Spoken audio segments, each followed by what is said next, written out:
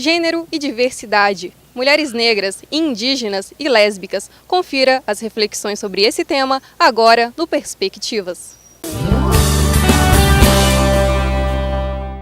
Racismo, feminismo, questão LGBT e homofobia foram os temas discutidos na mesa redonda sobre gênero e diversidade, realizada durante o 19º Seminário de Pesquisa e Extensão da UENG, em novembro de 2017. A gente vem passando por um processo na sociedade onde o preconceito estava cada vez mais gritante. Tanto a questão racial, quanto a questão de gênero, a própria homofobia.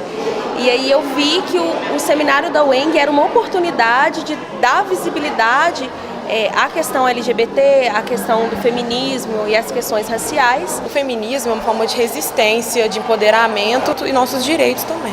Existe o feminismo das mulheres brancas, né, que elas lutam contra o machismo, e o feminismo das mulheres negras, que elas lutam contra o machismo e o feminismo. A partir do momento que fala em estereótipo, vem um racismo.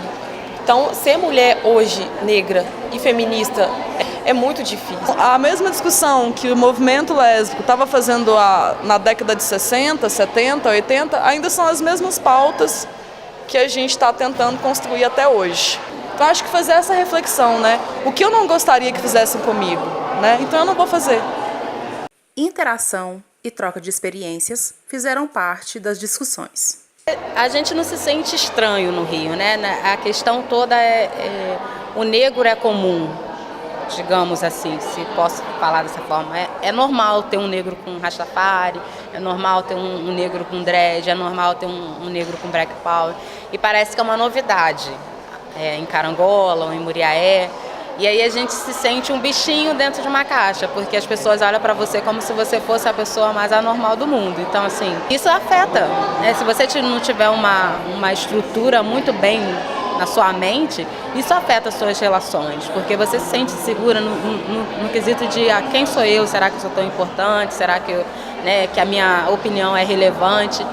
E quando as pessoas olham para você dessa forma, como se você fosse um estranho, parece que está te anulando, parece que tira um pouco da sua identidade. A relação entre brancos e negros também foi problematizada durante a mesa redonda. A questão da branquitude é muito bem fundamentada pela minha amiga, né, Ana Laborne, que fez a tese de doutorado dela sobre essa questão, né, e ela diz basicamente o seguinte: se as relações entre negros e brancos, né, é uma interação, como a gente problematiza a questão do negro e não problematiza a questão do branco? Né? Se nós estamos numa interação, as duas partes têm que ser problematizadas para a gente avançar nessa perspectiva. Então, quando ela fala de branquitude, ela está falando do pertencimento racial do branco e quais os privilégios que esse pertencimento racial tem na nossa sociedade. Enquanto isso não for problematizado, a gente não avança também na questão do negro. O preconceito sofrido pelas mulheres negras e formas para combater isso também foram discutidos. Educação é os valores que nós queremos passar para as gerações futuras. Então, se a gente quer uma transformação, temos que pensar a educação de forma como processo social, como socialização. E socialização no sentido de valorizar a diversidade. Na verdade, a mulher negra está na base da estrutura social. Né? Ela sofre preconceito de gênero, ela sofre preconceito de classe, ela sofre preconceito racial.